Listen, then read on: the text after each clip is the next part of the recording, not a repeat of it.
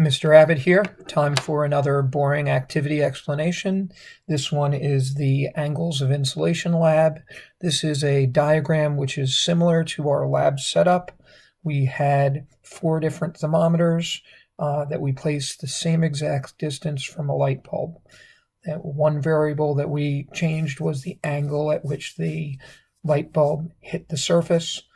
Honestly, with ours, the angles were 90, 0, 30, and 60 degrees. The light bulb represents the sun. The light from the light bulb represents insolation, and we're investigating how the angle of insolation changes both the amount of energy and the rate of heating for different, the Earth's surface at different angles. So let's take a look at the data we collected. We used the Vernier temperature probes to measure the 4 thermometers. You'll see that all of them showed a fairly large increase in temperature. Actually, all of them hit the point where they reached a radiative balance. Okay, the temperatures went up rapidly, but then after 7 or 8 minutes, you'll notice the temperatures hit a constant value. That's because the thermometers, that area was absorbing and re-radiating the exact same amount of energy. So please tape this year's data in over the data table. Don't forget to do your rate of change calculations. Okay, the rate of change is the change in value, in this case, the change in temperature over the time. This is asking you for the 90-degree thermometer for the 15 minutes. So it started at 30, it ended at 98. So make sure you put in your values with your units.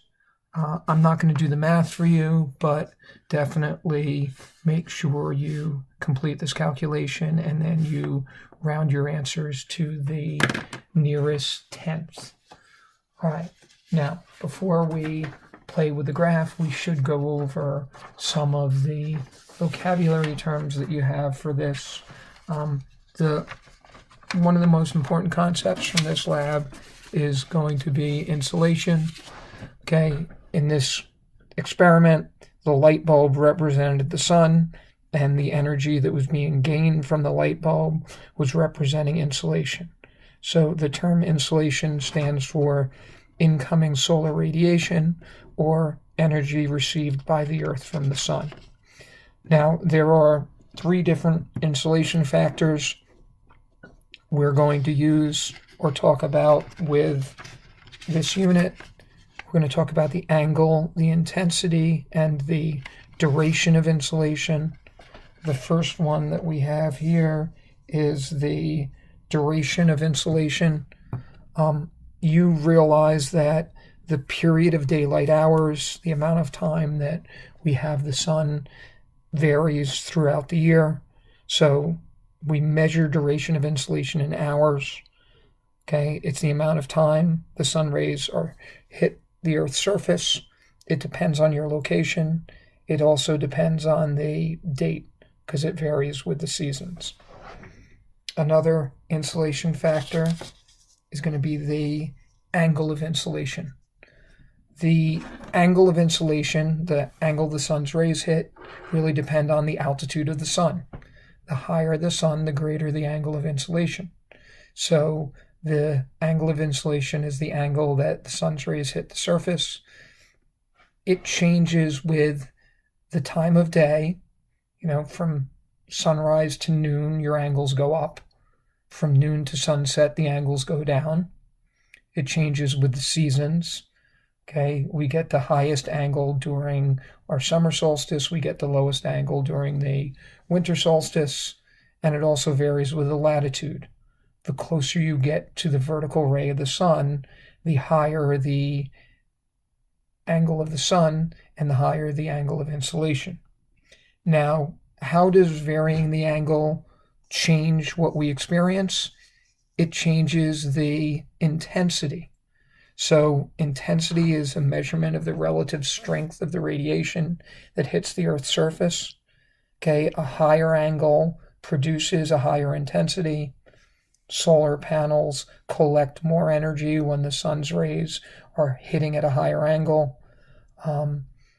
You would measure it in probably joules per square meter per minute if you were looking for some type of unit for that, but that's the basic idea. So the diagram of our setup, or a similar setup to what we did, looks like that. You had one lamp. The 4 thermometers we set up were the same distance, so they're receiving the same amount of energy, but then when you're looking at it, it's the angle that's going to change your relationships. So we need to plot the graph. Honestly, for time, we only did this for 15 minutes because we had reached a radiative balance. It didn't make sense going for a longer period of time. But when you plot out this graph, make sure you're going horizontally by ones. That seems to be the best values to go by. Our minimum value for all 3 is at 30, so we may as well begin the temperature scale starting at 30. I would use an interval that each line is 3, but I wouldn't label every line. I think that gets a little crowded. So maybe every 5 boxes, you're going up by 15. So if this is 30, okay, 5 boxes up here would be 45. Now, let's take a look at what your graph should look like. Definitely I need to zoom back out, but when you do your angle of insulation graphs, I'm going to use different colored highlighters to show these. We turned the light on at time 0. I'm making the green line represent the lowest angle of insulation. Okay, then I can go to the blue would be the 30. Okay, it heated more rapidly, but you'll notice all of these tend to level off. That's because they have reached a radiative balance. All right, I can do the yellow as my 60. And then finally, maybe I can use pink as the 90-degree angle. The higher the angle, the faster it heated, and the greater the maximum temperature of the surface. So make sure you've labeled them. Different colors definitely makes it easier for us to take a look at that. Now, discussion questions on the back. You don't want confounding variables. You're only allowed to vary one thing at a time in an experiment. So the first question is pretty straightforward. Why are all of them the same distance? Because we're changing the angle. So they should be the same distance so that we can determine if the angle changes the rate of heating. So all 4 thermometers had to be the same distance. You're only allowed one independent variable in an experiment. The second one and the third one were obvious just from the graph. The 90-degree angle produces the most direct rays, and that led to the highest surface temperature. For number 4, you have to look at your data and determine this. If you have a lower angle of insulation, what happens to the maximum temperature? As the angle decreases, as you move from 90 down to 0, the maximum temperature of the surface will blank. Okay, it's going to get higher, lower, or remain the same, but you can easily figure that out by looking at the data that we collected. Similarly, by looking at the data. For this one, it's asking you for the relationship. Usually we talk about as x increases, y blank. So for this one, I would suggest for question 5, as the angle of insolation goes up, as you went from 0 to 90 degrees, the rate of heating will blank. Okay, this is a blank relationship. Okay, definitely you should be able to interpret the data and determine what happened as the angle increased.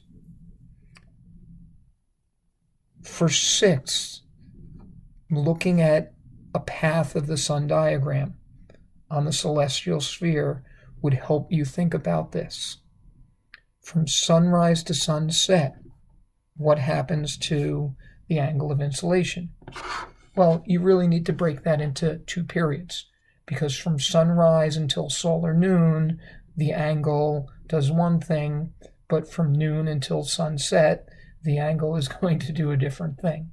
So please, when you're answering this, break this time period into 2 distinct segments, because the angles change differently whether it's before or after solar noon. Now, for number 7, how does the angle vary at one location during the year? Okay, picturing a model of the celestial sphere diagram showing you the 3 seasonal paths really helps you to understand or get the idea of this question. You know that we experience seasons, so the angle changes by 23.5 degrees each season. The vertical ray of the sun moves from the equator to the Tropic of Cancer, back to the equator, down to the Tropic of Capricorn, back to the equator again. So over the course of a single year, everywhere on the planet, the sun is going to move 23.5 degrees each season, or appear to move 23.5 degrees each season. So we have a net change of 47 degrees. It goes up by 47 degrees, and then it goes down by 47 degrees. Now, on the equinox, okay, the vertical ray of the sun hits the equator. What's going to happen if your latitude increases? Increasing your latitude means you're moving from the equator towards the poles. So this is sort of common sense. As you move from the equator to the North Pole on an equinox, the angle of insolation should blank. Since the angle is changing, that's going to affect the intensity. So if you move from the equator, where you're getting a higher angle, towards the poles where you get a lower angle, what's going to happen to the intensity of insolation? Definitely is a factor that changes the temperatures of those areas. So please think about it and record an appropriate response. The last questions is asking you about how duration and intensity vary. During the year, every location receives the same number of daylight hours. Honestly, every location gets 6 hours of daylight, 6 months of daylight, and 6 months of darkness.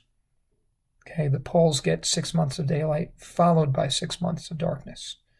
The equator gets about 12 hours of insolation each day. So, the real question is, why are polar regions colder? Well, all locations get 6 months of insolation, but polar regions have a much lower angle. Lower angles are less intense, and less intense energy is going to produce much lower temperatures. So it's really cold at the poles, not because they don't get sunlight, it's because they get sunlight at an extremely low angle. The farther north you move, the lower the angles you tend to get, the farther north you move in the northern hemisphere. So we get lower temperatures at higher latitudes. Hope this helps. Take care.